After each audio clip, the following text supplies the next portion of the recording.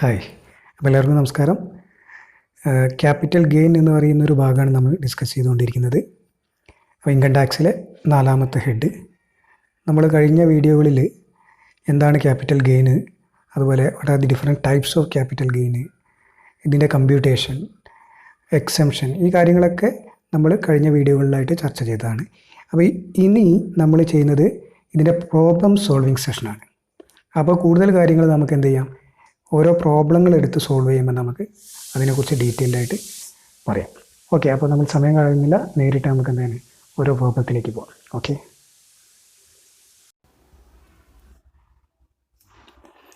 ഒന്നാമത്തെ question. Mister P owns a residential house at Agra which he acquired in May 2009 for ₹296,000. ആഗ്രയിൽ ഒരു താമസിക്കുന്ന വീടുണ്ട് പിക്ക്. അദ്ദേഹം അത് വാങ്ങുന്നത് May 2009 2,96,000 രൂപയ്ക്ക്.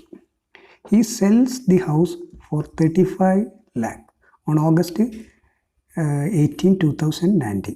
2019 വിൽക്കുന്നു 35 ലക്ഷത്തിന്. അപ്പോൾ ശ്രദ്ധിക്കുക, 9 വാങ്ങിയിട്ട് 19 വിൽക്കുന്നു. അപ്പോൾ അതെന്താണ്, ലോങ് ടേം ക്യാപിറ്റൽ ഗെയിൻ ആയിരിക്കും. Then he purchased residential house at Kanpur on February 14, 2020 for 20 lakh. എന്നിട്ട് കിട്ടിയ ക്യാഷ് കൊണ്ട് അദ്ദേഹം എന്താണ്, പുതിയ ഒരു പ്രോപ്പർട്ടി, ഒരു റെസിഡൻഷ്യൽ ഹൗസ് വാങ്ങുന്നുണ്ട് 20 ലക്ഷത്തിന്.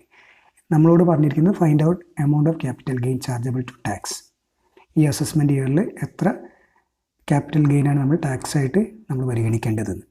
കോസ്റ്റ് ഓഫ് ഇൻഫ്ലേഷൻ വന്നിട്ട് 2009-10 148, 2019-20 289. ഇതിൽ 2019-20 289 ഇത് തന്നിട്ടില്ലെങ്കിൽ നമ്മൾ അറിഞ്ഞിരിക്കണം നമ്മളിപ്പോഴത്തെ ഈ ഒരു cost of inflation index. Okay ആണല്ലോ. അപ്പോൾ എന്താ പറഞ്ഞത്, 35 ലക്ഷത്തിനാണ് വിൽക്കുന്നത്, വാങ്ങിയ വില 2,96,000. ഓക്കെ, പുതിയൊരു അസറ്റ് വാങ്ങിക്കുന്നുമുണ്ട്. ഇതേ നമുക്ക് ആൻസറിലേക്ക് പോകാം. Selling price 35 lakh less indexed cost of acquisition. Long term ആയതുകൊണ്ടാണ് ഇൻഡെക്സ് ചെയ്യുന്നത്. 2,96,000 വാങ്ങിച്ചത്, ഡിവൈഡഡ് ബൈ ആ സമയത്ത് അതിൻ്റെ cost of inflation index 148 into ഇപ്പോഴത്തെ ഇൻഡെക്സ് 289.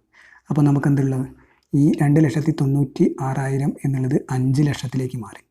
ഓക്കെ, 5,78,000 മൈനസ് ചെയ്തിട്ടുണ്ടെങ്കിൽ 29,22,000. ദെൻ എക്സംഷൻ ഉണ്ട് അണ്ടർ സെക്ഷൻ 54. ഒരു റെസിഡൻഷ്യൽ ഹൗസ് വിറ്റിട്ട് മറ്റൊരു റെസിഡൻഷ്യൽ ഹൗസ് വാങ്ങുകയാണ്, 20 ലക്ഷത്തിന് വിറ്റു. സോ ബാക്കി 9,22,000 long term capital gain taxable. Okay, then second question. Yes, second question. Sri Sharma sells his residential house in Mangalore on 24th August 2019 for ₹55 lakh. 55 ലക്ഷത്തിനാണ് വിൽക്കുന്നത്.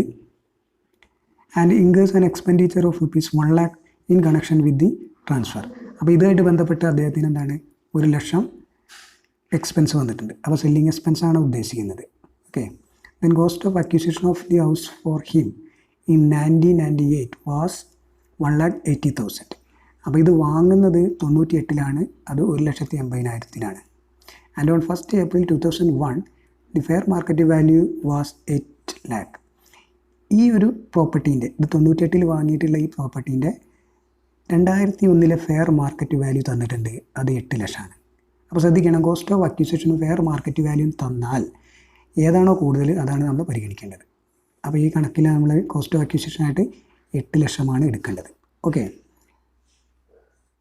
Then on 16th January 2020 he deposited 20 lakh in the capital gain account scheme. അപ്പോൾ ഇയാൾ കിട്ടിയ cash കൊണ്ട് എന്താണ്, ഒരു 20 ലക്ഷം എന്താണ് capital gain account സ്കീമിൽ invest ചെയ്തിട്ടുണ്ട്.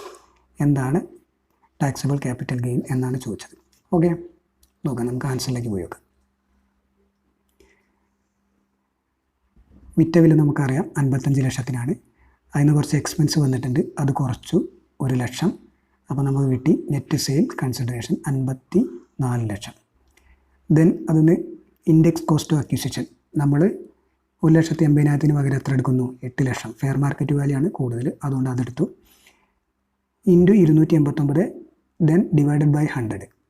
ഇത് നമുക്ക് ഇങ്ങനെ എഴുതാം, 8 ലക്ഷം ഡിവൈഡഡ് ബൈ 100 ഇൻറ്റു 289. ഓക്കെ, ഈ 100 എങ്ങനെ വന്നത്? 100 എന്ന് പറയുന്ന സാധനം ഇതിൻ്റെ ഇൻഡെക്സാണ്. അപ്പോൾ 2001 അതിന് മുൻപുള്ളതൊക്കെ അതിൻ്റെയൊക്കെ ബേസ്, അതിൻ്റെയൊക്കെ ഇൻഡെക്സ് എത്രയായിരിക്കും?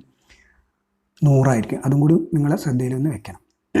ബേസ് ഇയർ 2001 ആണ്. അപ്പോൾ അതിന് മുന്നേ ഉള്ളതൊക്കെ എന്താണ്?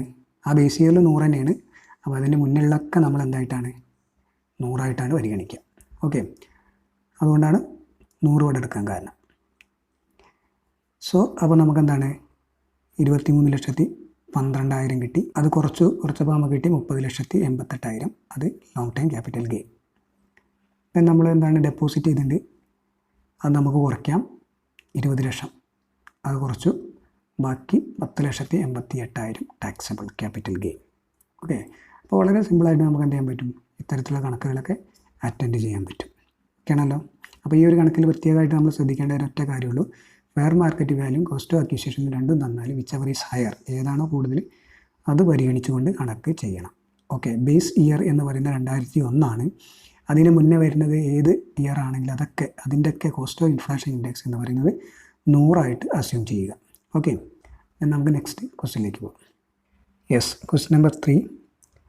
Shri Ravi Gupta furnishes the following information. കുറച്ച് ഇൻഫോർമേഷൻ തന്നിട്ടുണ്ട്. രവി ഗുപ്തയുടേതാണ്. He built a house in 2001-2 at the cost of ₹2 lakh for self residence. ഇയാൾക്ക് താമസിക്കാൻ വേണ്ടിയിട്ട് എന്താണ് 2 ലക്ഷത്തിൻ്റെ ഒരു ഹൗസ് എന്താണ് ഇയാൾ നിർമ്മിച്ചിട്ടുണ്ട്. 2001 okay, 2 lakh. On 1st August 2019 he sold his house for ₹15 lakh. അത് 2019 അദ്ദേഹം വിറ്റു 15 ലക്ഷത്തിന്.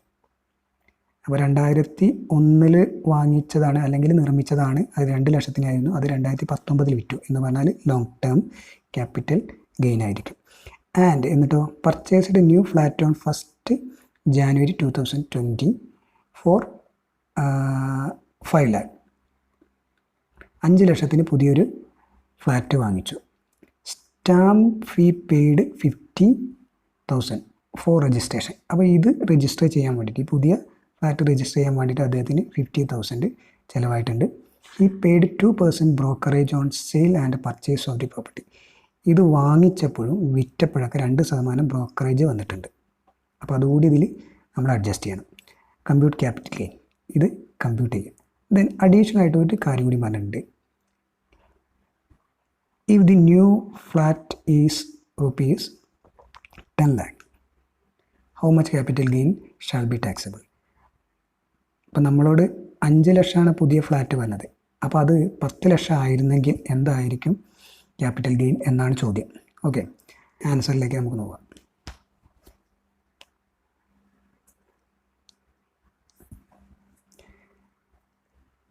അപ്പോൾ നമ്മൾ എന്താണ് ആൻസർ ചെയ്യുമ്പോൾ നല്ലൊരു ഹെഡിങ് ഒക്കെ കൊടുക്കുക. അത് ടാക്സായിട്ട് ബന്ധപ്പെട്ട എല്ലാ കാര്യങ്ങളും നമ്മൾ ചെയ്യുമ്പോഴും പ്രോപ്പറായിട്ടൊരു ഹെഡിങ് നമ്മൾ കൊടുത്തിരിക്കണം. Okay, then selling price of residential house എത്രയ്ക്കാണ് വിറ്റത്? 15 ലക്ഷത്തിനാണ് വിറ്റത്. അപ്പോൾ അതിൻ്റെ ബ്രോക്കറേജ് വിൽക്കുമ്പോഴും വാങ്ങുമ്പോഴും ബ്രോക്കറേജ് ഉണ്ട് എന്ന് പറഞ്ഞിട്ട് 2%. 15 ലക്ഷത്തിൻ്റെ 2% 30,000. ആ ബ്രോക്കറേജ് കുറച്ചാൽ നെറ്റ് സെയിൽ കൺസിഡറേഷൻ കിട്ടും 14,70,000. Then indexed cost of house 2 ലക്ഷത്തിൻ്റെ വീടാണ് അയാൾ നിർമ്മിച്ചിരുന്നത്. കോസ്റ്റിൽ നമ്മൾ പറഞ്ഞിട്ടുണ്ട് അല്ലേ. അപ്പോൾ അത് 2001 മുന്നേ ഉള്ള കാലഘട്ടത്താണ്. അപ്പോൾ അതിൻ്റെ ബേസ് എത്രയായിരിക്കും? 100. ഓക്കെ, അപ്പോൾ 2 ലക്ഷം ഡിവൈഡഡ് ബൈ 100 ഇൻറ്റു 289 എന്നാണ് ഈ ഫിഗർ. ഓക്കെ, സോ 5,78,000 കുറച്ചാൽ നമുക്ക് എത്ര കിട്ടും? Long time capital gain 8,92,000. Okay, then പുതിയ ഫ്ലാറ്റ് അദ്ദേഹം പർച്ചേസ് ചെയ്യുന്നുണ്ട്, അതിനാണ് ഇൻവെസ്റ്റ് ചെയ്യാമെന്ന് പറയാം. അപ്പോൾ ഇത് 54 പ്രകാരമുള്ള ഡിഡക്ഷനാണ് ഈ പറയുന്നതൊക്കെ. ഓക്കെ, സോ എന്തൊക്കെയാണ് അതിൻ്റെ കോസ്റ്റ് എത്രയാണ്? 5 ലക്ഷമാണ്. അതിന് രജിസ്ട്രേഷൻ ഫീ വന്നിട്ടുണ്ട് 50,000. പിന്നെ 2% ബ്രോക്കറേജ് ഉണ്ട്, വാങ്ങിക്കുമ്പോഴും വിൽക്കുമ്പോഴും. ഓക്കെ, അപ്പോൾ 5 ലക്ഷത്തിൻ്റെ 2%ആണ് 10,000. സോ മൊത്തം 5,60,000 അതുമായിട്ട് ബന്ധപ്പെട്ട ചിലവ്. ഓക്കെ, സോ അതുകൂടി നമ്മൾ ഈ 8,92,000 നിന്ന് കുറച്ചാൽ നമുക്ക് 3,32,000 കിട്ടും. ഇത് ലോങ് ടൈം ക്യാപിറ്റൽ ഗെയിനാണ്, ടാക്സബിൾ. ഓക്കെ, സോ നമ്മളോട് അഡീഷണൽ ആയിട്ട് ഒരു കാര്യം കൂടി പറഞ്ഞിട്ടുള്ളത്, ഇത് 5 ലക്ഷത്തിനല്ല മറിച്ച് 10 ലക്ഷത്തിനായിരുന്നു പുതിയൊരു ഫ്ലാറ്റ് വാങ്ങിക്കുന്നതെങ്കിൽ എന്തായിരിക്കും ക്യാപിറ്റൽ ഗെയിൻ എന്നാണ്. ആലോചിക്കുക, ആകെ നമുക്ക് ഇവിടെ ഉള്ളത് എന്താണ്? 8,92,000. അപ്പോൾ പുതിയൊരു ഫ്ലാറ്റ് 10 ലക്ഷത്തിന് വാങ്ങിച്ചാൽ അപ്പോൾ എന്തായിരിക്കും? എന്തെങ്കിലും ഗെയിൻ ഉണ്ടാവുമോ? ഇല്ല, ലോസാണ്. ലോസ് എന്നുള്ളതല്ല, ഗെയിന് ഒന്നും ഉണ്ടാവില്ല. അതുകൊണ്ട് തന്നെ ടാക്സ് ഉണ്ടാവില്ല. സോ അതിവിടെ ഒരു എക്സ്പ്ലനേഷൻ ജസ്റ്റ് കൊടുത്തിട്ടുണ്ട്. If the cost of the new flat is ₹10 lakh, taxable capital gain will be നിൽ. ഒന്നും ഉണ്ടാവില്ല. Okay, yes. ഇനി നമ്മൾ മറ്റൊരു ക്വസ്റ്റിലേക്ക് പോവാം. Okay, question number 4. Agriculture land situated in Agra purchased in 2004-05 for ₹1,13,000. 1,13,000 എന്താണ് വാങ്ങിച്ചതാണ്. 2004 ആഗ്രയിലാണ് സംഭവം കിടക്കുന്നത്. Okay, sold for ₹8 lakh. അപ്പോൾ ഇത് എത്രയ്ക്ക് വിറ്റു? 8 ലക്ഷത്തിന് വിറ്റു എന്നാണ് 1/5/2019. അപ്പോൾ 2004 വാങ്ങിയത് 2019 വിറ്റു എന്ന് പറയുമ്പോൾ അത് ലോങ് ടേം ആണ്. Okay, then the assessee purchased another piece of agriculture land on 1/8/2019 for ₹3,70,000. അപ്പോൾ പുതിയൊരു അഗ്രികൾച്ചർ ലാൻഡ് എന്നിട്ട് ഇയാൾ വാങ്ങിക്കുന്നുണ്ട് 3,70,000 കൊടുത്തിട്ട്. Okay, find out the capital gain chargeable to tax. Cost of inflation തന്നിട്ടുണ്ട്. 2004-05 113 2019-20 നമുക്കറിയാം 289. എന്താണ് ഇതിൻ്റെ ക്യാപിറ്റൽ ഗെയിൻ എന്തായിരിക്കും എന്നുള്ളതാണ്. ഓക്കെ, നമുക്ക് ആൻസറിലേക്ക് പോകാം. വളരെ സിമ്പിളായിട്ടുള്ളൊരു ക്വസ്റ്റ്യൻ ആണ്. നോക്കൂ, ഇതിൽ കൺസിഡറേഷൻ റിസീവ്ഡ് 8 ലക്ഷമാണ് നമുക്ക് സെല്ലിംഗ് പ്രൈസായിട്ട് നമ്മൾ കാണുന്നത്. അതിൽ ഇൻഡെക്സ് കോസ്റ്റ് ഓഫ് അക്വിസിഷൻ ഇത് വാങ്ങിച്ചത് 1,13,000-നാണ്. ആ സമയത്തുള്ള ഇൻഡെക്സ് എന്ന് പറയുന്നത് 113 അപ്പോൾ അതുകൊണ്ടായിരിക്കണം. ദെൻ ഈ ഒരു വർഷത്തേക്ക് നമ്മളിതിനെ മാറ്റി 289. അതായത് 1,13,000 ഡിവൈഡഡ് ബൈ 113 ഇൻറ്റു 289 അങ്ങനെ എഴുതിയാലും മതി. അപ്പോൾ നമുക്ക് കിട്ടും 2,89,000. അത് 8 ലക്ഷത്തിൽ നിന്ന് കുറച്ചാൽ 5,11,000 ലോങ് ടൈം ക്യാപിറ്റൽ ഗെയിൻ. നമ്മളെന്താണ് ഒരു പുതിയ അഗ്രികൾച്ചർ പ്രോപ്പർട്ടി വാങ്ങുന്നുണ്ട്. അപ്പോൾ അത് അണ്ടർ സെക്ഷൻ 54B വരിക. ഒരു അഗ്രികൾച്ചർ ലാൻഡ് വിറ്റിട്ട് മറ്റൊരു അഗ്രികൾച്ചർ ലാൻഡ് നമ്മൾ വാങ്ങുകയാണ് 3,70,000. അതുകൂടി കുറച്ചാൽ ബാക്കി അതിന് ടാക്സ് അടിച്ചാൽ മതി 1,41,000. ഓക്കെ, അപ്പോൾ ഇത്രയാണ് ഈ ഒരു വീഡിയോയിൽ നമ്മൾ ഡിസ്കസ് ചെയ്യുന്നത്. 4 പ്രോബ്ലം ഡിസ്കസ് ചെയ്തു. ബാക്കി അഡ്ജസ്റ്റ്മെൻറ്റുള്ള പ്രോബ്ലമൊക്കെ നമുക്ക് എന്താണ് മറ്റൊരു വീഡിയോയിൽ ഡിസ്കസ് ചെയ്യാം. ഓക്കെ.